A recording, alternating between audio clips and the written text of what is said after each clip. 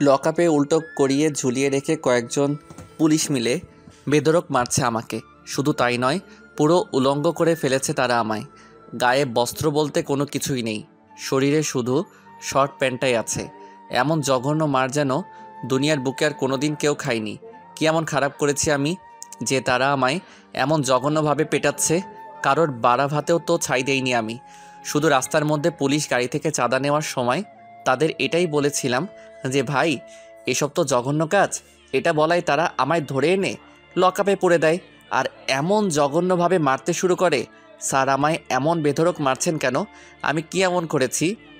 তুই আইনের মানুষের সাথে বেয়াদবি করেছিস, তাদের কাজে বাধা দিয়েছিস, তাই তোকে এমন শাস্তি দেওয়া হচ্ছে। স্যার, আমি তো কোনো অন্যায় কিছু করিনি। আমি শুধু এটাই বলেছি যে চাঁদা নেওয়া খারাপ কাজ। তোর ওটা বলাতেই দোষ হয়েছে।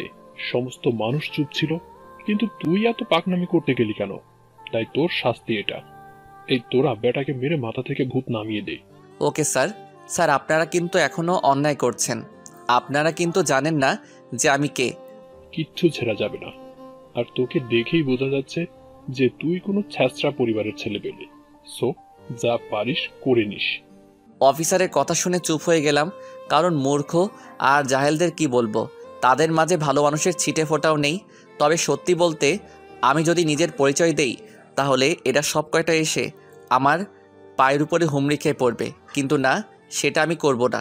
তাহলে আমিও তাদের মতন জাহেল হয়ে যাব, কারণ তারা পাওয়ারের অপব্যবহার করছে, আর আমিও তাদের মতন নাম ব্যবহার করব। সো ওসব কিছুই আমি করব না। তাই চুপচাপ মার খেয়ে যাচ্ছি। সারা রাত তারা আমায় পিটিয়েছে। শরীরের এমন কোনো জায়গা বাদ রাখিনি যে তারা আমায় মারেনি। আমার পুরুষত্বের মধ্যে পর্যন্ত তারা আমায় আঘাত করেছে। আর সহ্য করতে না পেরে মাগো বলে চিৎকার দিয়ে জ্ঞান হারিয়ে ফেললাম। তাও তারা আমায় ছাড়েনি। সকাল পর্যন্ত পিটিয়েছে তারা আমায়। তারপর সকাল হতেই থানার বাহিরে একটা ময়লার স্তূপের মধ্যে তারা আমায় ফেলে দিয়ে আসে। আমি জ্ঞান হারিয়ে সেখানে পড়ে আছি। এদিকে কনকনে ঠান্ডা কুয়াশা গলে পানির মতন চুইয়ে চুইয়ে পড়ছে। আমি যেন শীতে জমে পুরো বরফ হয়ে গেছি। কুয়াশার পানি চোখে মুখে পড়তেই আমার জ্ঞান ফিরে এলো। জ্ঞান ফিরতেই নিজেকে আবিষ্কার করলাম ময়লার স্তূপের মধ্যে। খুব জঘন্য স্মেল আসছিল ময়লার স্তূপ থেকে। স্মেলটা নাকে আসতেই পেটের ভিতরটা ভলকাতে শুরু করলো। এখনই যেন বমি করে দিব, কিন্তু আফসোস, বমি করতে গিয়েও গলা দিয়ে কিছু বের হচ্ছে না, কারণ কাল থেকে পেটে কোনো দানা পানি পড়েনি। কোনো মতে সেখান থেকে উঠে বাসার দিকে রওনা হলাম। শরীরের সমস্ত অঙ্গ প্রত্যঙ্গ জখম হয়ে আছে, ঠিকঠাক মতন হাঁটতেও পারছিলাম না। তাও খুঁড়িয়ে খুঁড়িয়ে বাসায় চলে গেলাম। বাসায় পৌঁছে এই শীতের মধ্যেই আবার গোসল করলাম, কারণ একটু পর আমার কলেজে যেতে হবে। গতকাল অ্যাডমিশন নিয়েছি নতুন কলেজে, বাট শহরে এসেছি আজ 2 দিন হবে। এসেই এক ফ্রেন্ডের মাধ্যমে বাসা ঠিক করে সেখানে উঠেছি। তারপর গোসল করে হালকা কিছু নাস্তা পানি করে একটা ব্যথার ওষুধ খেয়ে নিলাম। তারপর কলেজের উদ্দেশ্যে রওনা হলাম। শরীর যেন চলতেই চাইছে না। রাস্তা দিয়ে হাঁটার সময় মাতালের মতন রাস্তার এপাশ ওপাশ চক্কর খাচ্ছিলাম। সুস্থ স্বাভাবিক মানুষের মতন হাঁটতে পারছিলাম না। তাও কোনোভাবে কলেজে পৌঁছে গেলাম। কলেজে পৌঁছেই সোজা ঢুকে গেলাম কলেজের ভিতরে। ঠিক তখনই কেউ একজন পেছন থেকে শার্টের কলার ধরে সজোরে এক টান মারল। একে তো ধরে সজোরে এক টান মারল, একে তো শরীর দুর্বল, তার উপরে কেউ আবার নিজের শরীরে জোর খাটিয়েছে আমার উপরে। নিজেকে আর সামনে রাখতে পারলাম না, ধারাম করে গিয়ে মাটির উপরে আছড়ে পড়লাম। আমি মানুষটার দিকে হাঁ করে তাকিয়ে আছি। এই বেটা, এভাবে তাকিয়ে আছিস কেন? হ্যাঁ, মানুষজন কি তোর চোখে লাগে না? ভাই, আমি কি করেছি? তুই যে কলেজে এসে সোজা ঢুকে গেলি, পেছন থেকে যে মায়া তোকে ডাক দিয়েছে, সে দেখে কি তোর কোনো খেয়াল নেই? ভাইয়া, আমি শুনতে পাইনি। তাই আমিও তোকে সিস্টেম দিয়েছি। হয়েছে, যা এবার মায়ের কাছে, সে তোকে ডাকছে। কি বলে গিয়ে শুনি আয়। ছেলেটা একটা মেয়ের দিকে আঙুল ইশারা করে দেখিয়ে দিল। সেখানে অনেক কয়টা মেয়ে দাঁড়িয়ে আছে। আমি আর কথা না বাড়িয়ে মাটি থেকে উঠে মেয়েটার দিকে চলে গেলাম। আমি জানি মেয়েগুলো আমায় কেন ডেকেছে। মেয়েগুলো সামনে গিয়ে চুপচাপ দাঁড়িয়ে আছি। তখনই একটা মেয়ে উচ্চ আওয়াজে বলে উঠল, এই ছোট লোকের বাচ্চা, তোকে যে ডাক দিয়েছি সেটা কি তোর কানে যায়নি? আমি ডাকার পরেও কি করে তুই চলে গেলি? মেয়েটার কথা শুনে বুঝতে বাকি নাই যে এটাই মায়া। মাশাআল্লাহ, দেখতে তো বেশ সুন্দর, কিন্তু মুখের ব্যবহার একদম নাউজুবিল্লাহ, যা কোনোভাবেই খাওয়া যায় না। কিরে বেয়াদব, কথা কানে যাচ্ছে না তোর? সরি, বলুন কি যেন ডেকেছেন আমায়? বাপের বেটা তো দেখি গলাবাজি করছি। হাহ, না, তোকে সাইজ করতে হবে। একে তো ডাক দেওয়ার পরেও ঘাটতারামো করে চলে গেছিস, দ্বিতীয়ত এখন কথা বলছি আর আর তুই অন্য মনস্ক হয়ে আছিস। প্লিজ আমায় কিছু করিয়েন না, আমি খুব অসুস্থ। না, তা বললে তো হচ্ছে না, তোকে তো শাস্তি পেতেই হবে। প্লিজ আমি আপনার কাছে হাত জোর করছি। না, তোর কোনো কথাই আমি শুনছি না। ওই যে দেখছিস মেয়েটাকে, সোজা গিয়ে তাকে জড়িয়ে ধরে চুমু খাবি, তাহলেই তুই ক্ষমা পাবি। প্লিজ আমায় রেহাই দিন। তোকে কিন্তু মেরে আধমরা করে ফেলবো বলে দিলাম। সোজা যেটা বলছি গিয়ে সেটা কর। কি আর করা, অপারগ হয়ে মায়ের কথা শুনতে হলো। একটা মেয়েকে আঙুল দিয়ে দেখিয়ে দিয়েছে, সোজা গিয়ে তাকে জড়িয়ে ধরলাম। তারপর যখনই চুমু খেতে যাব তখনই হুট করে সেই মেয়েটা সোজা আমায় পিছনে ঘুরে লাথি মেরে দিল। লাথিটা এমন জায়গায় মেরেছে যে পুরো দম বের হয়ে যাচ্ছে আমার। এই ছোট লোকের বাচ্চা, তোর কত বড় সাহস যে তুই আমায় জড়িয়ে ধরিস? এই, তোরা কে কোথায় আছিস? বলে চেঁচাতে শুরু করলো। মেয়েটার চিৎকার শুনে মায়া আর তার সাথের মেয়েগুলো দৌড়ে আসলো। এই রিমা, কি হয়েছে রে? আরে মায়া, আর বলিস না, এই জানোয়ারের বাচ্চাটা হুট করে কোথা থেকে এসে আমার সাথে অসভ্যতামো শুরু করেছে। এই ছেলে, তোর সাহস তো কম না, তুই আমার বান্ধবীর সাথে অসভ্যতম করি। আপনি তো বললেন ওনাকে জড়িয়ে ধরে চুমু খেতে। কি? আমি তোকে কখন বলেছি? একটু আগে না বললেন যে ওনাকে জড়িয়ে ধরে চুমু খেতে? আপনার সাথে যারা আছে তাদেরকে জিজ্ঞাসা করুন। এই, আমি কখন বলেছি রে বেটাকে যে রিমাকে গিয়ে চুমু খেতে? মায়ার কথা শুনে সাথে সকলেই পোল্টি খেয়ে নিল। না, তুই তো বলিসনি ব্যাটা অ্যানা গিয়ে নিজে নিজে এমন অসভ্যতম করেছে। মেয়েগুলোর কথা শুনে পুরো থ হয়ে গেলাম। মিনিটের মধ্যেই কেমন পোল্টি খেয়ে গেল সব কয়টা। কিরে, সবাই কি বলছে শোন। রিমা, আমি তোকে এসব বাজে কথা কখনোই বলিনি। না, ব্যাটাটাকে সাইজ করতেই হবে। ধর তোরা সব ব্যাটাটাকে। রিমান নাকি তার কথা শুনে মায়া আর তার সাথে কয়েকজন আমাকে ঝাপটে ধরে ফেললো। তারপর কলেজের একটা ফাঁকা রুমে নিয়ে গিয়ে ইচ্ছে মতন মারতে শুরু করলো। আমি অসহায়ের মতন মার খেয়ে যাচ্ছি। কথা বলার মতন শক্তি হারিয়ে ফেলেছি আমি। খোদার দুনিয়ায় মানুষগুলো যে এতটা নিষ্ঠুর তা এদেরকে না দেখলে কোনোদিনও জানতে পেতাম না। মেয়েগুলো মিলে আমায় ইচ্ছে মতন মেরেছে, তারপর সেখানে ফেলে রেখে দিয়ে চলে যায়। আমি মার খেয়ে সেখানেই পড়ে আছি, চোখ জোড়া দিয়ে টপ টপ করে পানি পড়ছে। আমি যেন আর আমার মধ্যে নেই।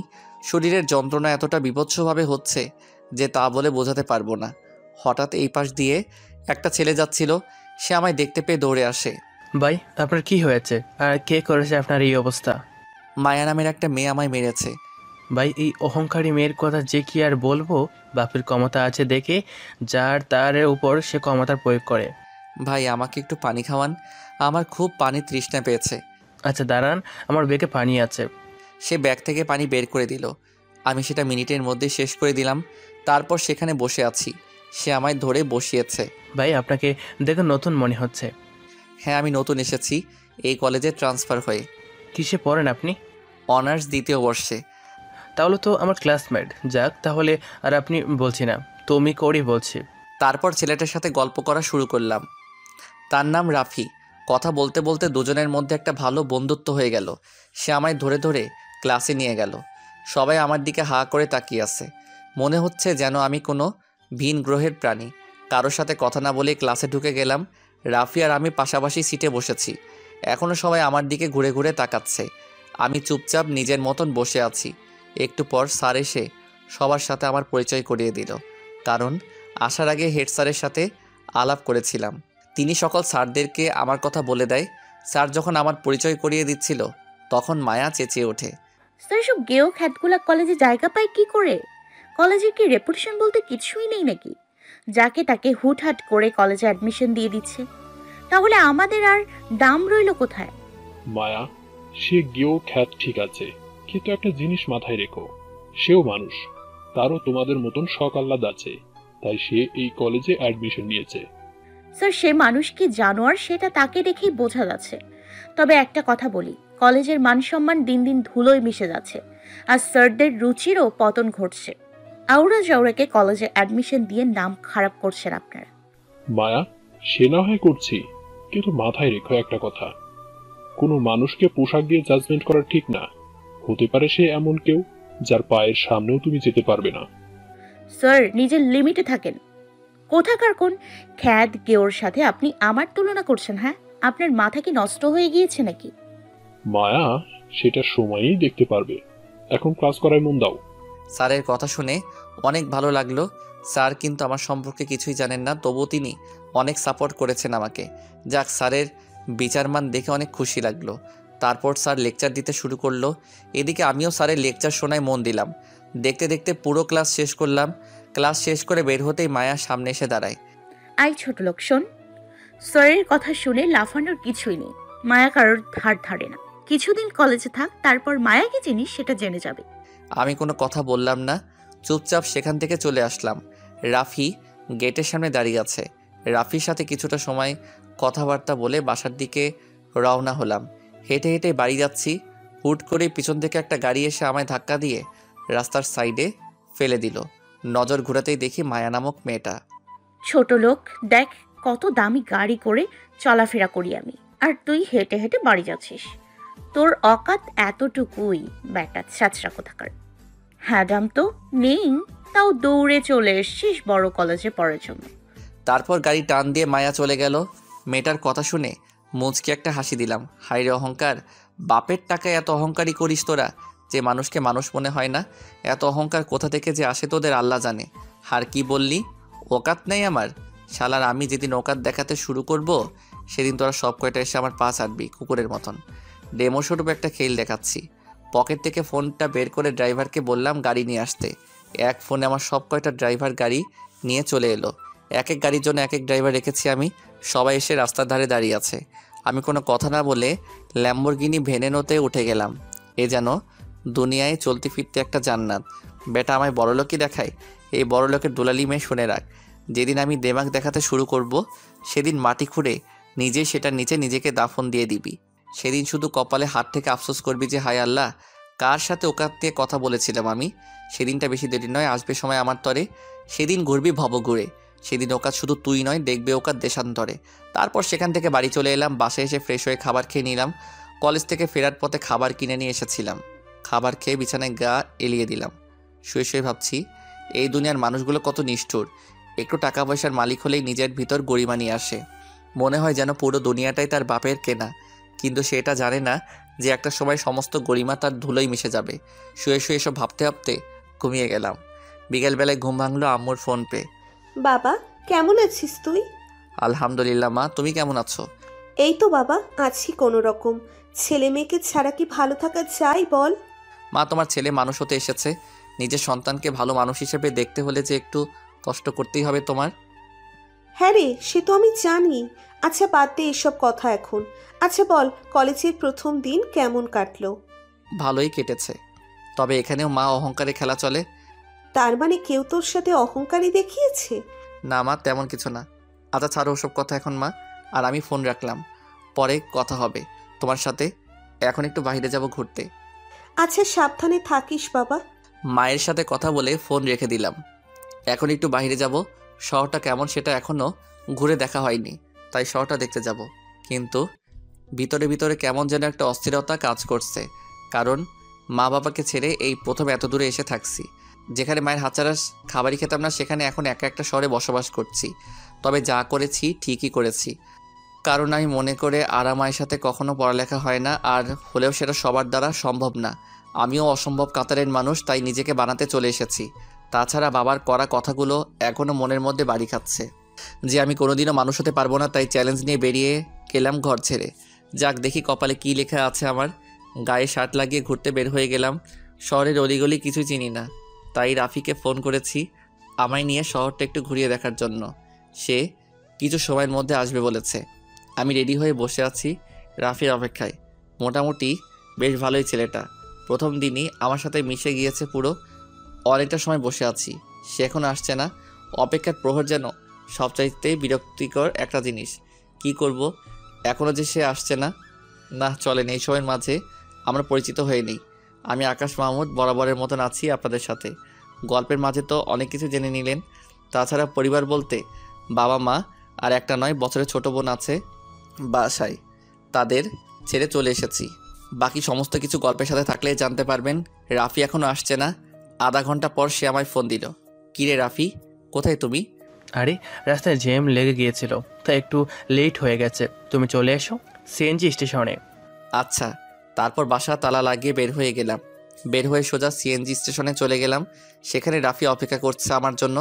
সেখানে গিয়ে রাফির সাথে একত্রে হয়ে ঘুরতে চলে গেলাম। শহরের অনেক কটা জায়গা ঘুরেছি একদিনেই।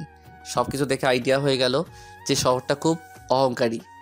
এই শহরে বাঁচতে হলে টাকা প্লাস পাওয়ার চাই। তবে আমার এসবে কোনো ইন্টারেস্ট নেই। আমি আমার মতোই সময় পার করে দিব কোনোভাবে। অনেকটা সময় ঘোরাঘুরি করলাম রাফির সাথে। তারপর রাতে খাবার খেয়ে বাসায় চলে আসলাম। শরীরটা পুরো ক্লান্ত হয়ে আছে। একদিকে ঘোরাঘুরি, অন্যদিকে মায়া আর পুলিশের মাইর, সব কিছুই যেন একসাথে এফেক্ট করছে। রাতের বেলায় ভয়ানক একটা জ্বর চলে আসলো।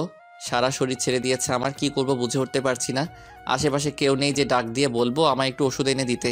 সেইভাবেই ঘুমিয়ে পড়লাম। সকালবেলায় ঘুম থেকে উঠে দেখি এখনও সারা শরীরে জ্বর, তবে রাতের তুলনায় একটু কম। এদিকে কলেজের সময় হয়ে এসেছে। তাড়াতাড়ি ফ্রেশ হয়ে কিছু খেয়ে দিয়ে কলেজের উদ্দেশ্যে রওনা হলাম। ইচ্ছে করছিল আজ কলেজে না যেতে, কিন্তু আমি তো যাবই, কারণ এমন জ্বর টরকে পাত্তা দিলে আমার আর মানুষ হওয়া হবে না। আর সংগ্রাম করতে যেহেতু নেমেই পড়েছে, সেখানে এমন টুকিটাকি বাধা আসবেই। সেসব গায়ে মাখলে কোনোদিন আর সাফল্য হাসিল করতে হবে না আমার। কলেজে পৌঁছে গিয়েছি।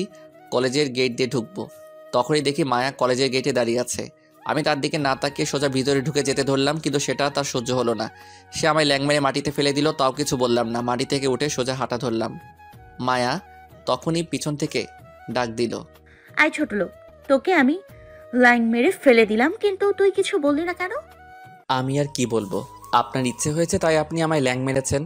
এতে কিছু বলতে গেলেও তো আপনি আমায় শাস্তি দিবেন। যাক, তাহলে কিছুটা হলেও বুঝে গেছিস যে মায়া কি জিনিস। বাহ, ভালোই। চুপচাপ দাঁড়িয়ে আছি, কথার কোনো উত্তরই দিলাম না। আর শোন, তোকে একটা কথা জিজ্ঞেস করার ছিল। তোকে দেখতে লাগে ছোট লোকের মতন, কিন্তু তুই এই কলেজে চান্স পেলি কি করে? আল্লাহ মেধা দিয়েছে, সেটা একটু খাটিয়েছি, তাই চান্স পেয়ে গেছি। বাহ, কথা তো অনেক বড় বড় বলিস, কিন্তু শোন, কখনো আমার সাথে টক্কর দিতে আসিস না, তাহলে কিন্তু কুকুরের মতন মরবি। না, দিব না। এবার আমি যাই। হ্যাঁ যা। আমি সেখান থেকে চলে এলাম। অন্যদিকে মায়া এখনও সেখানেই দাঁড়িয়ে আছে। একটু পর মায়ার ফ্রেন্ডরা কলেজে আসে। কিরে মায়া, এখানে দাঁড়িয়ে দাঁড়িয়ে কি করছিস? আরে ছোট লোক যেটা কলেজে অ্যাডমিশন নিয়েছে, তার একটু মজা নিলাম। বাহ, ভালোই তো। সকাল সকাল মুরগি পেয়ে গিয়েছিস। তবে ছেলেটাকে আমার কেন জানি হাবলা মনে হয়। আর তাছাড়া কেমন চুপচাপ থাকে দেখলি? গতকাল তোর সম্পর্কে না জেনে কেমন মুখের উপর কথা বলল। যেখানে কেউ তোর সাথে কথা বলার সাহসই করতে পারে না, সেখানে হাবলাটা কেমন মুখের উপর কথা বলল। সাদিয়া শোন, সে আমায় চিনতো না, তাই সে বলেছে। তবে এখন সে আমায় ভালো মতো চিনে গেছে। আশা করি আর কখনো সামনে এসে কথা বলার মতন সাহস করবে না। তবে ব্যাটাকে আরও কয়েকটা সবক দিব। মনের খায়সাত এখনও মেটেনি তাকে মেরে। তাকে ভালো করে শিক্ষা দিতে না পারলেও আমার মন ভরবে না। ওকে, ঠিক আছে, যা করার করিস। এবার চল, ক্লাসে যাব। হ্যাঁ চল। মায়া আর তার ফ্রেন্ডরা মিলে ক্লাসে চলে গেল। এদিকে আকাশ ক্লাসরুমে চুপচাপ বসে আছে। রাফি এখনো ক্লাসে আসেনি। ক্লাসে বসে আছি, কিন্তু ভিতরে কি পরিমাণ খারাপ যে লাগছে তা বলে বোঝাতে পারবো না। তার উপরে একটু আগে অহংকারী মেয়েটা আমায় মাটিতে ফেলে দিয়েছে। শরীরটা পুরো লুজ হয়ে আছে। কোনো রকমে জিম ধরে ক্লাসে বসে আছি। একটু পর রাফি ক্লাসে এলো। সে আসতে না আসতেই স্যার ক্লাসে চলে এসেছে। রাফির সাথে কথা বলার সুযোগ পেলাম না। স্যার এসেই ক্লাস শুরু করে দিল। বসে বসে ক্লাস করছি। দেখতে দেখতে শেষ ঘন্টা চলে আসলো। শেষ ঘন্টা যেই স্যার করাবেন তিনি এখনও আসেনি, তাই বসে বসে রাফির সাথে কথা বলছি। অন্যদিকে মায়া আর তার সাথে কয়েকজন ক্লাস না করে ব্যাগ ভরে হয়ে গেল। আচ্ছা রাফি, ওরা যে ক্লাস না করে চলে যাচ্ছে, স্যার ওদের কিছু বলবে না? আরে ওই ডাকাত মেয়েকে কে কি বলবে? যেমন খুশি তেমনভাবে চলে ওই মেয়ে। বাপের হেডা মাথায় বলে কথা। ও, রাফির সাথে কথা বলছিলাম, তখনই স্যার চলে আসলো। তারপর ক্লাস একদম শেষ করে বের হলাম। বের হতে দেখি মায়া আর তার ফ্রেন্ডরা মিলে কলেজের পাশে দাঁড়িয়ে দাঁড়িয়ে আড্ডা দিচ্ছে। আমি তাদেরকে দেখে সাইড হয়ে গেলাম। রাফিও আমার সাথে সাথে চলে আসলো, কিন্তু সাইড হয়েও লাভ হলো না। মায়া আমায় পিছন থেকে ডাক দিল। আয় ছোট লোক, এদিকে আয়। আমি আর রাফি মায়ার কাছে গেলাম। এই বেটা রাফি, তোকে কে আসতে বলেছে? হ্যাঁ, আমি ডেকেছি এই ছোট লোকটাকে, কিন্তু তুই কেন আসলি? যা ভাগ এখান থেকে। রাফি মায়ার ভয়ে সেখান থেকে চলে গেল, আর আমি একা দাঁড়িয়ে আছি মায়ার সামনে। আল্লাহ না জানি কি করে এখন আমার সাথে। এই ছেলে, চল আমার সাথে। কোথায় যাব? আমরা শপিংয়ে যাব, আর তুই আমাদের জিনিসপত্র ক্যারি করবি। প্লিজ, আমি পারবো না, আমার শরীর অনেক খারাপ। এই বেটা, আবার আমার মুখের উপরে কথা বলিস? বলে আকাশের কান টানতে টানতে মায়ার গাড়ির সামনে নিয়ে যায়। চল সোজা আমাদের সাথে। মেয়েটা আমায় জোর করে গাড়িতে তুলে তাদের সাথে নিয়ে এলো। গাড়ি শপিং মলের সামনে এনে দাঁড় করিয়েছে। শোন, তুই এখানেই থাক, আমাদের শপিং শেষ হলে সবকিছু এনে গাড়িতে উঠাবি। কিছুই বললাম না মেয়েটাকে। তারা তাদের মতন বলে শপিং মলের ভিতরে ঢুকে গেল, আর আমি গাড়ি থেকে একটু দূরে দাঁড়িয়ে আছি। আকাশে ঠাডা পড়া রোদ, অথচ জ্বরের কারণে ভয়ঙ্কর ঠান্ডা লাগছে আমার। সকালে কলেজে আসার সময় একটা মাফলার গলায় পেঁচিয়ে নিয়ে এসেছিলাম, সেটা ব্যাগ থেকে বের করে নাক, গলা, কান সব ঢেকে ফেললাম। শুধু চোখ আর মুখের কিছুটা অংশ দেখা যাচ্ছে। আধা ঘন্টা যাবৎ একটা জায়গায় দাঁড়িয়ে আছি। তারা শপিং মলের ভিতরে কি করছে কে জানে। হঠাৎই দেখি শপিং মলের দিকে একদল ছেলে পেলে এগিয়ে আসছে। ছেলেগুলোকে দেখেই বোঝা যাচ্ছে যে তারা উচ্ছৃঙ্খল ছেলে পেলে। তারা এসে শপিং মলের সামনে দাঁড়িয়ে দাঁড়িয়ে আড্ডা মারছে। এমন সময় মায়া আর তার সাথে সকলেই ব্যাগ ভরে শপিং করে এনে আমার হাতে ধরিয়ে দিল। আই ছোট লোক, এইগুলোকে গাড়িতে সাজিয়ে রাখ। আচ্ছা, আমি ব্যাগগুলো নিয়ে গাড়ির মধ্যে সেট করছি। অন্যদিকে ছেলেগুলো মায়াদের দিকে তাকিয়ে বাজে বাজে মন্তব্য করছে। আমি সমস্ত ব্যাগ গাড়িতে সেট করে দিয়ে দাঁড়িয়ে আছি। ছেলেগুলো এখনো বাজে বাজে কথা বলছে। মামা দেখ, মালগুলা সেই না? হরে মামা, একবার পাইলে পুরো সেই করে খাতির যত্ন করতাম। ছেলেগুলোর এসব কথা শুনে মায়া ছেলেগুলোর দিকে এগিয়ে যায়, আর আমি ঠাই সেখানেই দাঁড়িয়ে আছি। এই ছেলে, তোদের সমস্যা কি রে? হ্যাঁ, অনেকটা সময় ধরে দেখছি তোরা আমাদের নিয়ে বাজে বাজে কথা বলছিস। তোরা চিনিস আমি কে? এই মেয়ে, তোর চিনা কি আছে রে? তুই একটা মেয়ে, মেয়ে মানি মাল, আর মাল মানি ভোগের পাত্র।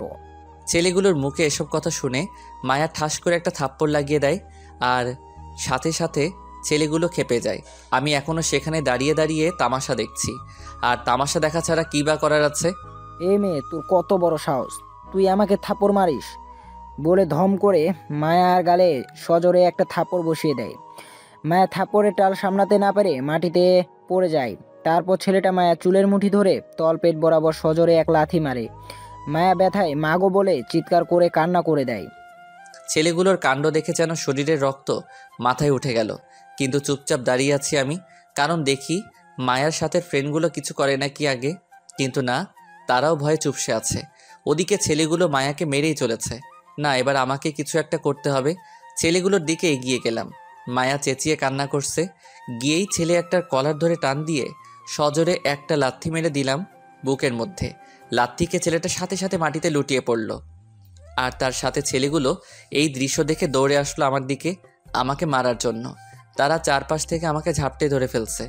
আমি নড়াচড়াও করতে পারছি না, আসলে জ্বরের কারণে শরীরে শক্তি নেই। তাদের থেকে একটা ছেলে এসে আমার মুখ থেকে মাফলারটা টান দিয়ে খুলে ফেলে। সে আমার ফেস দেখে এক দৌড়ে সেখান থেকে পালিয়ে যায়। ছেলেটা দৌড়াচ্ছে আর চেঁচাচ্ছে, আমার জীবনের আমি ভালোবাসি, তাই আমি পালিয়ে যাচ্ছি। তোদের জীবন নিয়ে যদি মায়া থাকে তাহলে সব কয়টা পালা এখান থেকে, না হয় আর কোনোদিন তোদের সাথে আমার দেখা হবে না।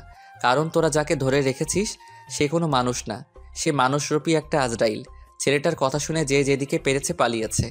চোখের সামনে আর একটাকেও দেখতে পারছি না, খালি মায়া মাটিতে পড়ে কান্না করছে। সবাই এই দৃশ্য দেখে হা করে তাকিয়ে আছে আমার দিকে। সবার চোখ জোড়া, কপালে কপালে উঠে যাওয়ার মতন অবস্থা। সত্যি যেন মনে হয় তারা নিজের চোখের সামনে আজরাইলকে দেখে ফেলেছে। ছেলেটার কথা শুনে যে যেদিকে পেরেছে পালিয়েছে। চোখের সামনে আর একটাকেও দেখতে পারছি না, খালি মায়া মাটিতে পড়ে কান্না করছে।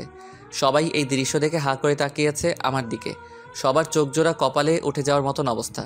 সত্যি যেন মনে হয় তারা নিজের চোখের সামনে আজরাইলকে দেখে ফেলেছে। আমি চুপচাপ দাঁড়িয়ে আছি। সবার এরকম করে চোখ পাকিয়ে তাকিয়ে থাকা যেন কেমন এক ধরনের লাগছিল। না, নিজেকে আড়াল করতে হবে। কোনো কিছু না ভেবে মায়ার হাত আলতোভাবে ধরে মাটি থেকে উঠালাম তাকে, কিন্তু সে আমায় অবাক করে দিল। সে খপ করে আমায় জড়িয়ে ধরে কান্না করতে শুরু করলো। সবাই যেন এই দৃশ্য দেখে পুরো অবাক। সকলেই আমাদের দিকে এগিয়ে আসে। মায়া তুই ঠিক আছিস তো? মায়ার কোনো উত্তর নেই, সে আমাকে জড়িয়ে ধরে কেঁদেই চলেছে। এই মায়া, কথা বলছিস না কেন তুই? হ্যাঁ, আমার কোনো কথা বলতে ইচ্ছে করছে না। তোরা প্লিজ কিছুটা সময় আমাকে ওর কাছে থাকতে দে। মায়া কিসব বলছিস তুই? হ্যাঁ, আমি যা বলেছি কানে শুনেছিস তো তোরা, তারপরেও কেন খামোখা প্রশ্ন করছিস? কেউ আর কোনো কথা বলল না, সবাই মায়ের কথা শুনে চুপ হয়ে গেল। এদিকে আমার ভিতরে অস্থির লাগছে বিশাল রকমের, তাও চুপচাপ দাঁড়িয়ে আছি। একটু পর মায়া আমায় ধাক্কা দিয়ে সরিয়ে দিল। আমি ওর কাণ্ড দেখে অবাক হয়ে অবাক চোখে তাকিয়ে আছি তার দিকে। সে নিজেই জড়িয়ে ধরলো, আবার নিজেই ধাক্কা দিয়ে সরিয়ে দিল। এই বেয়াদব ছেলে, তোর তো জ্বরে গা পুড়ে যাচ্ছে, তুই এত জ্বর নিয়ে দাঁড়িয়ে আছিস কি করে? হ্যাঁ, আল্লাহ না জানি কি করে এখন আবার আমার সাথে। আমি তো আগেই বলেছিলাম যে আমার শরীর খারাপ, কিন্তু তাও আপনি আমার কান টেনে এখানে নিয়ে এসেছেন। তাই বলে কি চুপচাপ থাকবি? হ্যাঁ, একটা বার মুখ ফুটে তো বলতে পারতিস যে তোর জ্বর উঠেছে, তাহলে হয়তো তোর উপরে আর জোর খাটাতাম না। ও মা, মেয়েটার কথা বলার ধরন পুরো পরিবর্তন হয়ে গেল কি করে? যেই মেয়ে আমাকে ইচ্ছে মতন মেরেছে সেই মেয়ে এখন নরম ভাষায় কথা বলছে। কিরে, কথা বলছিস না কেন? আসলে এমনিতেই বলিনি। আচ্ছা থাক, হয়েছে যা হওয়ার। এবার চল তুই আমার সাথে, তোকে ডক্টরের কাছে নিয়ে যাব। মায়ার কথা শুনে তার ফ্রেন্ড একজন বলে ওঠে, এই ছেলে, তোর শরীরে কি জ্বর অনেক বেশি? দেখি তো। এটুকু বলে আকাশের কপালে হাত দেয়, কিন্তু মায়া ঝটকানি দিয়ে মেয়েটার হাত সরিয়ে দেয়। এই, তোরা কেউ ওকে স্পর্শ করবি না, ওকে শুধু আমি স্পর্শ করব। ছেলেগুলা যখন আমায় মারছিল তখন সে এসে আমায় বাঁচিয়েছে। আমি মাটিতে পড়ে কান্না করছিলাম, সে এসে আমার হাত ধরে উঠিয়েছে। তোরা তখনও ঠায় দাঁড়িয়েছিলি, সো এই ছেলেকে তোরা কেউ স্পর্শ করতে পারবি না। ওকে স্পর্শ করলে একমাত্র আমিই করব। মায়া, তুই এই ছোট লোক ছেলের জন্য আমার সাথে এমন ব্যবহার করবি? তাহিয়া, মুখ সামলে কথা বল। তাহিয়া মায়ার ফ্রেন্ডদের মধ্যে একজন। সে হতে পারে ছোট লোক, কিন্তু সে মনের দিক দিয়ে অনেক বড়। সো ওকে নিয়ে আর একটা বাজে কথা বললেও তোদের খবর করে ছেড়ে দিব আমি। মায়া, এতটা পাল্টে গেলে কি করে মুহূর্তের মাঝে? তাহিয়া প্লিজ যা তো, আমার এখন কোনো ধরনের বকর বকর করতে ভালো লাগছে না। প্লিজ তোরা সবাই আমার গাড়ি করে বাড়ি চলে যা, আমি ওকে নিয়ে হসপিটাল যাব। ওকে, ঠিক আছে, আমরা চলে যাচ্ছি। এদিকে আমি তো পুরো টাসকি মায়ার কথা শুনে। সে মিনিটের মধ্যে কেমন পাল্টে গেল। মায়ার ফ্রেন্ডরা সবাই গাড়ি নিয়ে বাসায় চলে গেছে। এদিকে মায়া আমার জন্য রিক্সা দাঁড় করিয়েছে, তারপর আমায় ধরে রিক্সায় উঠায়। আঙ্কেল, হসপিটাল নিয়ে চলেন। আমি চুপচাপ বসে আছি রিক্সার মধ্যে, শরীর গিরগির করে কাঁপছে আমার। পাশ থেকে মায়া হয়তো সেটা লক্ষ্য করেছে। সে একদম আমার শরীরের কাছে চলে আসলো, পুরো গায়ে গায়ে ঘেঁষে বসেছে সে আমার শরীরের কম্পন যেন আরও বেড়ে গেল। আমি নিজেকে আর সামনে রাখতে পারছিলাম না, মাথাও ঘুরতে শুরু করেছে আমার। মনে হয় যেন এখনই মাথা ঘুরে রিক্সা থেকে পড়ে যাব। চোখ মুখ বন্ধ হয়ে আসছিল আমার, একদম পুরোপুরি নিস্তেজ হয়ে আসছে শরীর। না, আমার আর টিকে থাকা সম্ভব না। মাথা চক্কর দিয়ে পড়ে যেতে ধরলাম রিক্সা থেকে। ঠিক তখনই মায়া আমায় এক টান দিয়ে নিজের বুকে নিয়ে নিল। এই ছেলে, কিচ্ছু হবে না তোমার, এই তো হসপিটাল চলে এসেছি আমরা। তুমি আর একটু সময় আমার বুকে মাথা রেখে চোখ বুঝে থাকো। যদিও সেন্স নেই নিজের মধ্যে, তবে বুঝতে পারছিলাম যে মেয়েটা আমার সাথে এখনও অস্বাভাবিক আচরণ করছে। কিন্তু আমার এখন এসব নিয়ে ভাবার মতন পরিস্থিতি নেই। আমি মেয়েটার বুকে মাথা রেখে হেলান দিয়ে চুপচাপ বসে আছি, আর সে আমায় ধরে রেখেছে দুই হাত দিয়ে। এক হাত দিয়ে আমার শরীর পেঁচিয়ে ধরেছে, আরেক হাত দিয়ে আমার মাথার নিচে আলতো করে দিয়ে রেখেছে। দেখতে দেখতে হসপিটালে পৌঁছে গেলাম। মায়া আমায় ধরে হসপিটালের ভিতরে নিয়ে গেল। ডক্টর দেখেন তোর কি হয়েছে। ডক্টর আমাকে চেক আপ করে বলল, ডক্টর যা করার করেন, বাট সে যেন সুস্থ হয়ে ওঠে। ডক্টর তাড়াতাড়ি একজন নার্সকে ডেকে বলল আমাকে বেডে নিয়ে গিয়ে স্যালাইন লাগিয়ে দিতে। নার্স ডক্টরের কথা মতন আমায় বেডে নিয়ে এসে স্যালাইন লাগিয়ে দিল। শরীরটা এতটা দুর্বল লাগছিল যে আমি বেডের মধ্যেই ঘুমিয়ে পড়লাম। এক ঘুমে সোদা রাত হয়ে গিয়েছে। ঘুম ভাঙতেই দেখি মায়া আমার পাশে বসে আছে, বসে বসে আমার মাথায় হাত বুলিয়ে দিচ্ছে। এত রাত হয়ে গেল, আপনি এখনো বাসায় যাননি? না, কি করে বাসায় যাব তোমায় এভাবে ফেলে রেখে? মেয়েটার কথা শুনে অবাকের পর অবাকই হচ্ছি খালি। এই তো গতকাল এই মেয়েটা আমায় মারলো, আর আজ সেই মেয়ে আমার জন্য টেনশন করছে। তোমার কেমন লাগছে এখন? একটু ভালো। যাক, চিন্তামুক্ত হলাম। তোমার স্লাইনও শেষ হয়ে এসছে। দাঁড়াও, ডক্টরের সাথে কথা বলে তোমায় বাসায় পৌঁছে দিয়ে আসছি। আচ্ছা, মেয়েটা ডক্টরের সাথে কথা বলে আমায় পৌঁছে দিয়ে গেল। এই যে ছেলে, কাল কিন্তু কলেজে যাবে না। আগে সুস্থ হও, তারপর কলেজ যাবে, আর ঔষধগুলো কন্টিনিউ করবে। আমি কিছু খাবারও কিনে দিয়েছি ব্যাগের মধ্যে, সেটা খেয়ে রাতে ঔষধ খেয়ে নেবে। আচ্ছা, তারপর মেয়েটা চলে গেল। এদিকে আমি বাসায় পৌঁছে হালকা কিছু খেয়ে নিলাম, পরে খেয়ে দিয়ে ওষুধ খেয়ে নিলাম, তারপর শুয়ে পড়লাম। মেয়েটার আচরণগুলো এখন আমার চোখে ভাসছে। মনে হচ্ছিল যেন সে আমার বিয়ে করা বউ, এমন করে কেয়ার করছিল সে আমার। এসব নিয়ে ভাবতে ভাবতে কখন যে ঘুমিয়ে গেছি তা নিজেও বলতে পারবো না। সকালবেলায় ঘুম ভাঙতে দেখি মায়া আমার মাথার কাছে বসে আছে। আমি মেয়েটাকে দেখে থতমত খেয়ে গেলাম। এই যে আপনি কখন এলেন? সকাল 7টা বাজে। ঘড়ির দিকে তাকিয়ে দেখি 9টা বাজে। তার মানে মেয়েটা এসে 2 ঘন্টা যাবত আমার জন্য বসে আছে। সত্যি মেয়েটার আচরণ দেখে নিজের কাছে নিজেকেই অবাক লাগছে। আচ্ছা, এখন শরীর কেমন? জ্বরটা হয়তো একটু কমে এসেছে, কিন্তু শরীরের দুর্বলতা আগের মতোই। সব ঠিক হয়ে যাবে। সেদিন সারাদিন মেয়েটা আমার বাসায় ছিল, আমায় নিজের হাতে জোর করে খাইয়ে দিয়েছে। মেয়েটার কেয়ার যেন ভিতরটাকে ক্ষত বিক্ষত করে দিচ্ছে আমার। তারপর সন্ধ্যা হতেই সে চলে যায়। যাওয়ার আগে আলতো করে একবার জড়িয়েও ধরেছিল, তারপর চলে গেছে। এদিকে আমার মনের ভিতর তো পুরো আগুন ধরিয়ে দিয়েছে সে আগুন কি করে শান্ত করব তা আমার জানা নেই। এভাবে দিনটা কেটে গেল। পরের দিন সকালবেলায় শরীরটা একটু ভালো লাগায় কলেজে চলে গেলাম। কলেজে গিয়ে দেখি কেউ কলেজে আসেনি, কেউ বলতে মায়া আর তার সাথের কেউ আসেনি। আমি ক্লাসে চলে গেলাম। ক্লাসে গিয়ে দেখি রাফি আর কিছু ক্লাসমেট নিজেদের মধ্যে কথা বলছে, আবার কেউ বসে আছে। আমিও চুপচাপ বসে পড়লাম। রাফি আমায় দেখে কাছে চলে এলো। এই আকাশ, গতকাল কি হয়েছিল রে যে কলেজে আসলে না? আরে শরীরটা একটি খারাপ থাকায় আসতে পারিনি। ও, এখন শরীর কেমন আছে? আছে মোটামুটি, আগের চেয়ে ভালোই। দুজনে গল্প করতে করতে সবাই চলে এলো ক্লাসে। স্যারও ক্লাস করাতে চলে এলো, কিন্তু মায়া আর তার সাথে কেউ আসেনি। দূর আসলে আসুক, না আসলে নাই। আমি আমার মতন ক্লাসে মন দিলাম, ক্লাস করছিলাম। হঠাৎই অন্য ডিপার্টমেন্টের একজন এসে বলে গেল, স্যার, আকাশ নাকি তাকে মায়া আপু ডাকছে।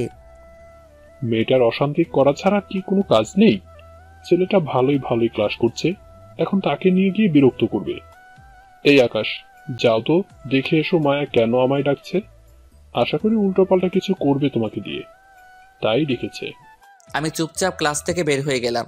কি সাংঘাতিক মেয়ে রে বাবা, সে নিজে তো ক্লাস করে না, আবার আমাকে ক্লাস থেকে ডেকে পাঠায় অন্যদের সামনে। যেখানে স্যার উপস্থিত রয়েছে সেখানে সে হুকুমত চালাচ্ছে। তার মনে কি একটু ভয়ভীতি নেই নাকি আল্লাহ জানে। ক্লাস থেকে বের হতেই দেখি মায়া আর তার ফ্রেন্ডগুলো কলেজ গেটের পাশে বসে বসে আড্ডা মারছে। আমি চুপচাপ হেঁটে তাদের সামনে চলে গেলাম। আপনি কি আমায় ডেকেছেন? হ্যাঁ, ডেকেছি। দেখে আমার পাশে এসে বসো। এই, তোরা ওকে একটু জায়গা দে। আমি মায়ার পাশে গিয়ে বসলাম। পাশে গিয়ে বসতেই সে আমার কপালে হাত দিয়ে বলে, জ্বর তো মোটামুটি সেরে গেছে, তাই না? হ্যাঁ, জ্বর সেরে গেছে। যাক, ভালোই হয়েছে। আচ্ছা, সকালে কিছু খেয়েছো? খেয়েছি, তবে তেমন কিছু নয়। হালকা নাস্তা করে কলেজে চলে এসেছি। এখন যদি তোকে আমি মার লাগিয়ে দিই? তোকে বলেছি পেট ভরে খাবার খাবি আর ঔষধগুলো কন্টিনিউ করবি, কিন্তু তোর তো দেখি কথা কানেই যায় না। আসলে খেতে ইচ্ছে করছিল না, তাই ভালো করে খাইনি। আকাশের বাচ্চা, মেজাজ খারাপ করবি তো সোজা গাল লাল করে দিব। তোর ইচ্ছার গুষ্টি মারি আমি। চল তুই আমার সাথে এখন। এই, তোরা একটু থাক, আমি ওকে ক্যান্টিন থেকে কিছু খাইয়ে নিয়ে আসি। মায়ার কথা শুনে পাশ থেকে একজন বলে উঠল, মায়া, ওকে নিয়ে তুই একটু বেশি আদিক্ষেতা করে ফেলছিস বলে মনে হচ্ছে না? শোন, এইবার বলেছিস তো বলেছিস, কিন্তু দ্বিতীয়বার থেকে ওকে নিয়ে একটা বাজে কথা যদি বলিস তাহলে সেদিনের পর থেকে আমার সাথে তোদের সমস্ত সম্পর্ক শেষ। বাকি সবাইকে নিয়ে বল, বাট ওকে নিয়ে একটা ওয়ার্ডও নয়।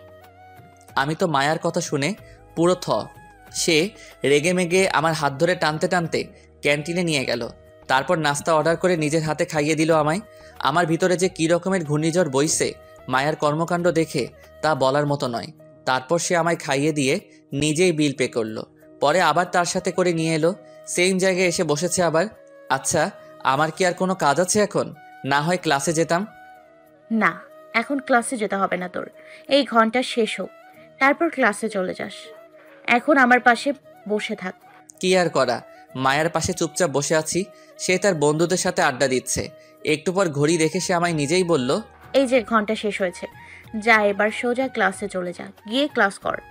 আচ্ছা। তারপর সেখান থেকে উঠে ক্লাসের দিকে হাঁটা দিলাম, কিন্তু হঠাৎই মাঝপথে আমার পুরনো ফ্রেন্ড নাদিয়ার সাথে দেখা হলো। এই আকাশ, তুই এখানে? আমারও তো সেম প্রশ্ন, তুই এখানে?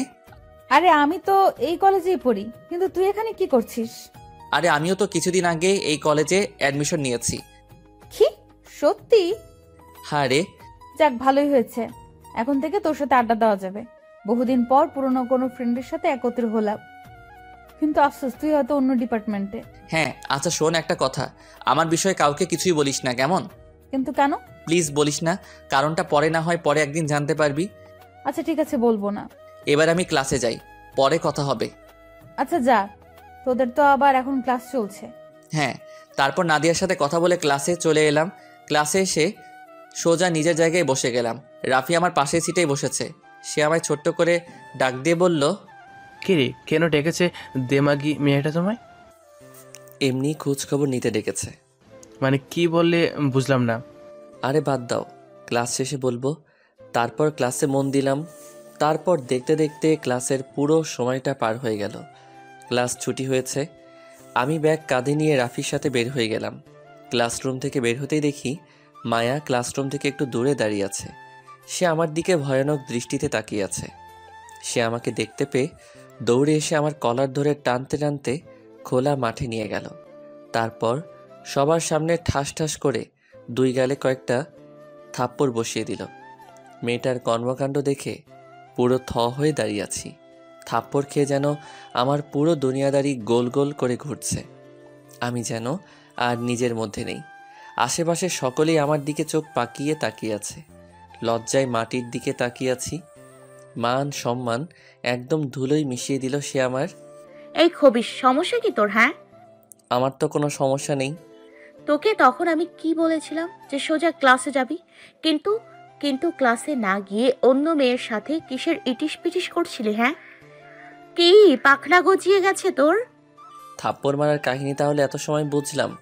আর এই মেয়েটা তো আমার পরিচিত। বলতে গিয়ে থেমে গেলাম। না, ওকে কিছু বলা যাবে না, তাহলে অনেক কিছু সামনে চলে আসবে আর সিন ক্রিয়েটও হতে পারে। কিরে, কথা বলছিস না কেন তুই? ওই মেয়ের সাথে কিসের কি তোর? তোকে সুন্দর করে খাইয়ে দাইয়ে বললাম ক্লাসে চলে যেতে, কিন্তু বান্দরের বাচ্চা তুই ক্লাসে না গিয়ে ইটিস পিটিস করছিস। হ্যাঁ, সরি, আমার ভুল হয়ে গেছে। আর কখনো এমন ভুল হবে না। তোর ভুলের গুষ্টি মারি, দাঁড়া তোর ব্যবস্থা করছি। চল তুই আমার সাথে। মায়া আমার কলার ধরে আবার টানতে টানতে একটা নির্জন জায়গায় নিয়ে গেল। আমি ছাগলের মতন করে তার সাথে চুপচাপ চলে গেলাম। এবার তোকে কি করব বল? আমার চরম রাগ উঠছে তোর ওপর। তুই কি জানিস না হ্যাঁ, যে কলেজের সব খবর আমার কানে চলে আসে? সত্যি আমি বুঝতে পারিনি যে আপনি ওর সাথে কথা বলায় রেগে যাবেন। প্লিজ এবারের মতন মাফ করে দিন। এত সহজে তো তোকে মাফ করব না। কিছু একটা শাস্তি তো তোকে পেতেই হবে। যা, ওই জায়গায় গিয়ে কান ধরে এক পা উঠিয়ে দাঁড়িয়ে থাক। একটা জায়গা দেখিয়ে দিয়ে প্লিজ মাফ করে দিন না এবারের মতন।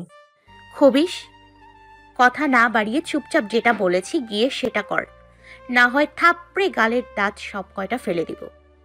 কি আর করা, মেয়েটার রাগ দেখে কলিজা যেন শুকিয়ে গেছে আমার। চুপচাপ বাধ্য ছেলের মতন গিয়ে মায়ার কথা মতন কাজে লেগে পড়লাম। কান ধরে এক পা উঠিয়ে দাঁড়িয়ে রইলাম। সে রাগে ফসফস করছে। এদিকে আমি পুরো লজ্জায় শেষ, কারণ এমন জায়গায় সে আমায় দাঁড় করিয়েছে যেখান দিয়ে কলেজের সমস্ত ছেলে মেয়ে যাতায়াত করে। কিন্তু লজ্জা পেলেও কিছু করার নাই। প্রায় আধ ঘন্টা খানিক সে আমায় দাঁড় করিয়ে রাখলো। আমার পা ঝিমঝিম করছে, আর দাঁড়িয়ে থাকার শক্তি নেই আমার। তবে যেভাবেই হোক না কেন, সে যতক্ষণ না আমার সাজা মওকুফ করবে ততক্ষণ আমার দাঁড়িয়ে থাকতেই হবে। মায়া এখনও সেই জায়গায় বসে আছে। একটু পর তার কিছু ফ্রেন্ড তার কাছে আসে। কি রে মায়া, কি শুরু করছিস তুই? হ্যাঁ, ওই ছোট লোক ছেলেটা অন্য মেয়ের সাথে কথা বলছে দেখে তোর কেন এত গায়ে জ্বালা করছে বলতো? তাহিয়া, মুখের লাগাম দিবি নাকি থাপ্পড় লাগিয়ে দিব তোকে? তুই কাকে নিয়ে কি বলছিস? হ্যাঁ মায়া, তুই ওই ছ্যাঁচড়া ছেলের জন্য আমায় মারতে চাইছিস? তাহিয়া, সত্যি তুই কিন্তু এবার আমার হাতে থাপ্পড় খাবি। এটা তোর সেকেন্ড ওয়ার্নিং। এরপর থেকে আকাশকে নিয়ে আর একটা বাজে কথাও বলবি না। কান খুলে শুনে রাখ একটা কথা, সে যেমনই হোক না কেন, কিন্তু সে আমার পাগল। আর আমার পাগলকে নিয়ে কেউ কিচ্ছু বলে তাকে আমি ছাড়বো না। আচ্ছা সরি, আর বলবো না, কিন্তু দেখ ছেলেটা মাটিতে পড়ে আছে। এদিকে আমি দাঁড়িয়ে থাকতে থাকতে ব্যালেন্স হারিয়ে মাটিতে পড়ে গেলাম। আর কত সময় একটা মানুষ এক পায়ে ভর করে মাটিতে দাঁড়িয়ে থাকতে পারে? ঠিক তখনই মায়া দৌড়ে আসে। এই পাগল, কি হয়েছে তোর? দেখি কিভাবে পড়লি তুই। সরি, আমার পা খুব ব্যথা করছিল আর সামলে রাখতে পারছিলাম না নিজেকে, তাই ব্যালেন্স হারিয়ে মাটিতে পড়ে গেছি। দেখি উঠে দাঁড়া, আমি তোকে সাহায্য করছি। মায়া আমার নিজের হাত দিয়ে ধরে ওঠালো, কিন্তু দুঃখের বিষয় পা দুইটার 12টা বেজে গেছে। আবারও ধ্রাম করে মাটির উপরে পড়ে গেলাম। আমার এই অবস্থা দেখে মায়াও মাটিতে বসে গেল। ও আল্লাহ, আর পারছি না। এই পাগল, তুই কেন অমনটা করতে গেলি বলতো? তুই অমনটা করে আমার রাগ উঠিয়ে দিলি, পরিশেষে এখন তোরই কষ্ট হচ্ছে। সত্যি আমি ভুল করে ফেলেছি, আর কখনো করব না। আর কখনো করলে কিন্তু একদম জানে মেরে ফেলবো। আসো দেখি, কাছে আসো। মেয়েটার কাণ্ড দেখে পুরো থ হয়ে আছি। কি করছে কি মেয়েটা? সে আমার সবার সামনে জড়িয়ে ধরে চুমু খাচ্ছে। শোন, তুই আমার পাগল, অন্য কোনো মেয়ের দিকে যেন তোর নজর না যায়। আর শাস্তি দেওয়ার জন্য সরি, খুব কষ্ট হয়েছে তোর, তাই না? এই যে আমি আদর করে দিলাম, দেখবি সব কষ্ট দূর হয়ে যাবে। মেয়েটার কথা শুনে ভিতরে যেন প্রবল গতিতে তুফান বইছে। সত্যি কি সে আমাকে ভালোবাসে? তার কথার ইঙ্গিত তো সেরকমটাই করছে। না, একটু শিওর হওয়া দরকার। আচ্ছা, একটা কথা বলি আপনাকে। হ্যাঁ বল। আমি কি আপনার কপালে একটা চুমু খেতে পারি? এই পাগল ছেলে, সেটার জন্য কি আবার অনুমতি লাগবে নাকি? হ্যাঁ, তোর যেখানে ইচ্ছে হয় তুই চুমু খা। এবার পুরো থরথর করে কাঁপতে শুরু করলাম, কিন্তু চুমু তো আমি খাবই, কারণ সে আমার মনে জায়গা করে নিয়েছে। দাঁত মুখ খিচে একটা চুমু বসিয়ে দিলাম মায়ার গালে। সে আমায় আরও শক্ত করে জড়িয়ে ধরল। মায়ার সাথের সকলেই তো অবাক। এই, তোরা কি খোলা মাঠে এভাবে রোম্যান্স করবি? আরে ধুর না, আমার পাগলটা একটু চুমু খেতে চেয়েছে আমায়, তাই একটু চুমু খেতে দিয়েছি। ওর চুমু খাওয়া শেষ হলে চল বাড়ি যাব। হ্যাঁ চল। আর পাগল শোনো, সোজা বাসায় চলে যাবে গাড়ি করে, রাস্তায় কোনো এদিক এদিক করবে না। আচ্ছা। তারপর মায়া তার বান্ধবীদের সাথে চলে গেল। এদিকে আমি রিক্সা নিয়ে সোজা বাসায় এসে রোজের মতন খেয়ে দিয়ে জম্পেশ একটা ঘুম দিলাম। বিকেলবেলায় ঘুম ভাঙলো ফোনের আওয়াজে। বালিশের পাশ থেকে ফোনটা হাতে নিয়ে দেখি অচেনা একটা নাম্বার। আমি ফোনটা রিসিভ করে সালাম দিলাম। এই আকাশ, কি করছিস তুই? কণ্ঠ শুনে বুঝতে পারলাম মায়া ফোন দিয়েছে। আসলে একটু ঘুমিয়েছিলাম, আপনার ফোন পেয়ে ঘুম ভাঙলো। শোন, তাড়াতাড়ি উঠে ফ্রেশ হয়ে কলেজের সামনে চলে আয়, আমি গাড়ি নিয়ে সেখানে ওয়েট করছি। কোনো কাজ আছে কি? সেটা আসলেই দেখতে পারবি, তুই তাড়াতাড়ি আয়। আচ্ছা। ফোন রেখে দিয়ে তাড়াতাড়ি রেডি হয়ে কলেজের সামনে চলে গেলাম। সেখানে গিয়ে দেখি মায়া গাড়ি নিয়ে দাঁড়িয়ে আছে। আয় গাড়িতে ওঠ। আমি চুপচাপ গাড়িতে উঠে বসলাম। সে আমাকে ড্রাইভ করে নিয়ে গিয়ে শপিং মলের সামনে দাঁড় করালো। চল ভেতরে চল, তোর জন্য কিছু কেনাকাটা করব। আরে, আমার কিছু লাগবে না। বেশি বকবক করিস না তো, সোজা ভেতরে চল। আচ্ছা, কি আর করার। সে আমায় জোর করে শপিং মলে নিয়ে গেল। তারপর অনেক কয়টা শার্ট প্যান্ট কিনে দিল। কেনাকাটা শেষ করে রেস্টুরেন্টেও নিয়ে গেল খাওয়ার জন্য। রাত বাজে 9টা। খাওয়া দাওয়া শেষ করে বাড়ি ফিরব, তখনই হঠাৎ মাঝপথে ছিনতাইকারী আমাদের গাড়ি আটকায়। তারা মায়ার কাছ থেকে ব্যাগ কেড়ে নিতে চায়। মায়াও জোরাজোরি শুরু করে। সে কোনো মতেই তার ব্যাগ দিবে না। আমি গাড়ি থেকে নেমে তাদের আটকাতে গেলে পিছন থেকে কেউ একজন আমার পেটে ছুরি মেরে দেয়। তারপর তারা মায়ার ব্যাগ নিয়ে সেখান থেকে পালিয়ে যায়, আর আমি সাথে সাথে মাটিতে লুটিয়ে পড়লাম। এরপর আর কিছু মনে নেই। 3 দিন পর আমার জ্ঞান ফেরার পর নিজেকে আবিষ্কার করলাম হসপিটালের বেডের মধ্যে। পাশ থেকে মায়া বসে ফুপিয়ে ফুপিয়ে কান্না করছে। সে আমার জ্ঞান ফিরেছে দেখতে পেয়ে। এই তুই ঠিক আছিস তো? হ্যাঁ ঠিক আছি, কিন্তু আপনি এভাবে কান্না করছেন কেন? কান্না করবো না তো কি করবো? হ্যাঁ, আজ 3 দিন পর তোর জ্ঞান ফিরেছে। মায়ার কথা শুনে থতমত খেয়ে গেলাম। কি বলছে? আমার 3 দিন পর জ্ঞান ফিরেছে? ইন্না লিল্লাহ। তার মানে আজ 3 দিন ধরে মেয়েটা আমার সাথে হসপিটালে? ও আল্লাহ, রক্ষা করো তুমি। আমার মাথা পুরো জ্যাম খেয়ে গেছে মেয়েটার কথা শুনে। প্লিজ আপনি শান্ত হন, আমি ঠিক আছি, আমার কিছুই হয়নি। তোর কত বড় চোট লেগেছে, তাও বলছিস তোর কিছু হয়নি? বাদর ছেলে কোথাকার। আমার সত্যি কিছু হয়নি, একদম ঠিক আছি আমি। তাও মেয়েটা কান্না করে যাচ্ছে। অনেক কষ্টে বুঝিয়ে শুনিয়ে কান্না থামালাম। এভাবেই আরও 2 দিন কেটে গেল হসপিটালে। মেয়েটার সেবা যত্ন দেখে মনের ভিতরে একদম পাকাপোক্ত জায়গা করে নিয়েছে সে আমার দেখাশোনায় কোনো রকমই কমতি রাখেনি। সেদিন রাতেই তার কিছু ফ্রেন্ড আমায় দেখতে আসে হসপিটালে। তারা দেখে অনেকটা আফসোস করে। মায়া থাক তুই, আমরা চলে যাচ্ছি, পরে আবার আসবো। আচ্ছা চল, তোদের এগিয়ে দিয়ে আসি। আকাশ তুমি শুয়ে থাকো, আমি তাদেরকে এগিয়ে দিয়ে আসি। আচ্ছা, মায়া তাদের এগিয়ে দিতে গেছে আর আমি বেডের মধ্যে শুয়ে আছি। এভাবে ঘন্টাখানিক হয়ে গিয়েছে কিন্তু মায়া এখনও আসছে না। কিরে, মেয়েটা এখনও আসছে না কেন? এত সময় হয়ে গেল, তার তো এসে যাওয়ার কথা।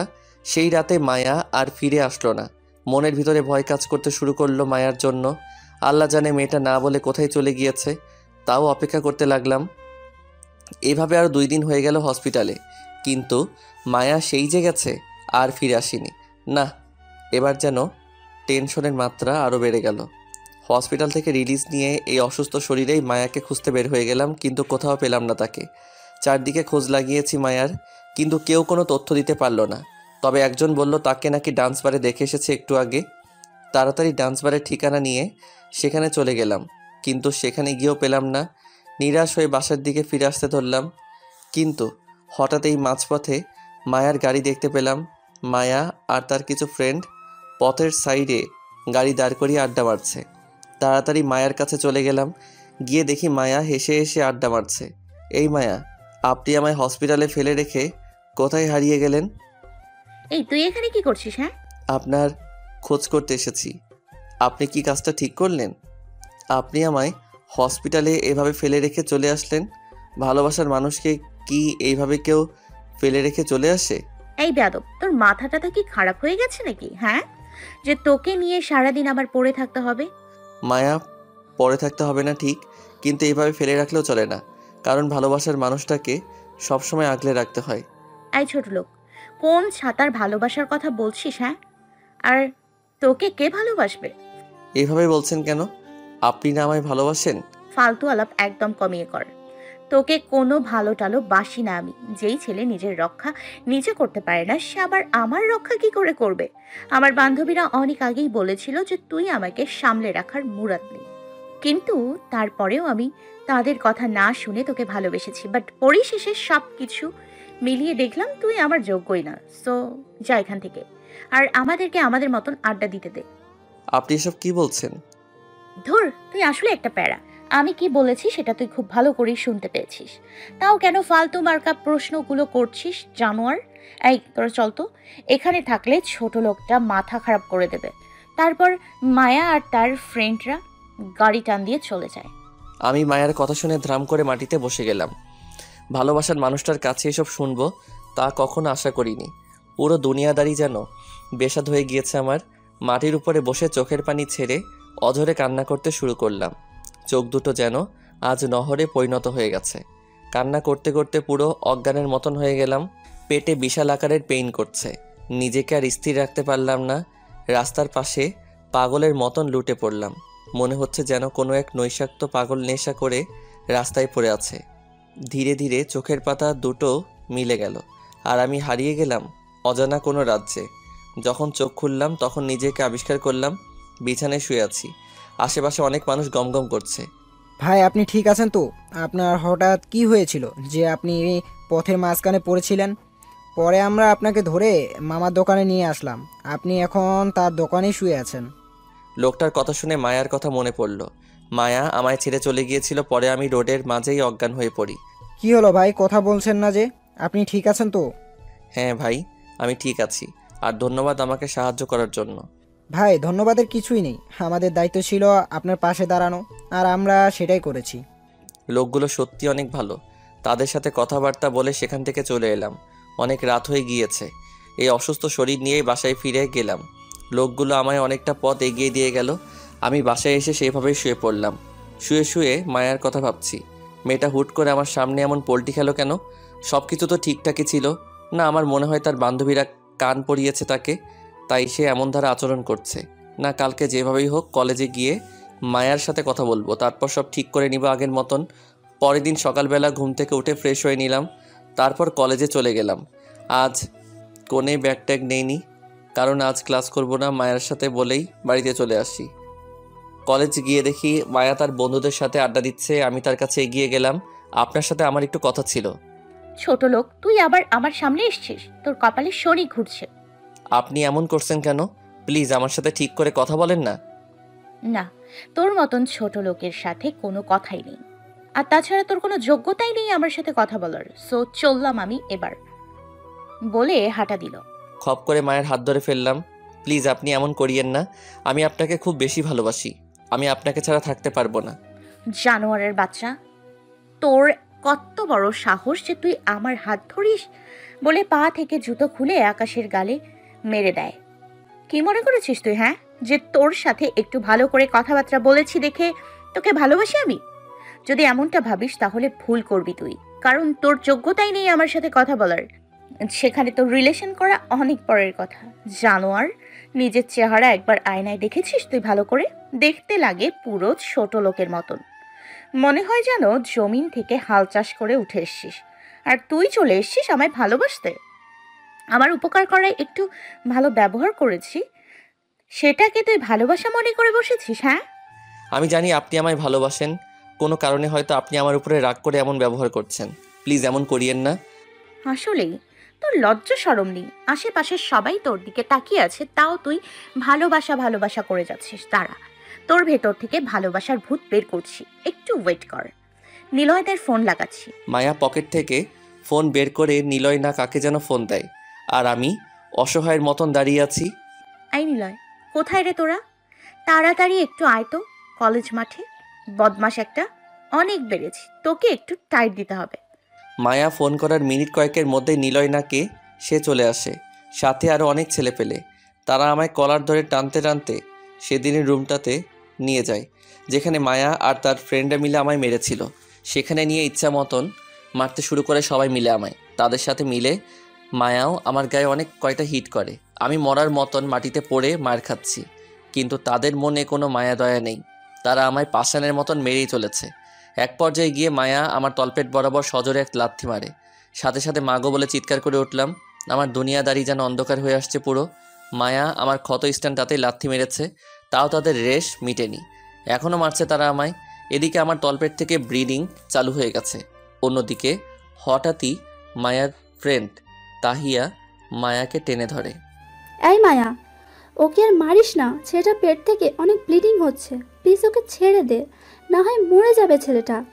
না, আজ ওকে জন্মের শিক্ষা দিয়ে ছাড়বো। নিজের লেভেল ছাড়া ভালোবাসতে আসে কেন?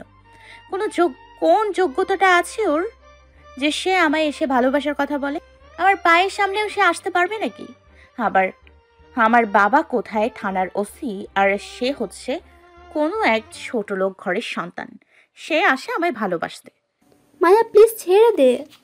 আচ্ছা যা, তোর কথাই ছেড়ে দিলাম। এই নিলয়, তোরা চলে যা।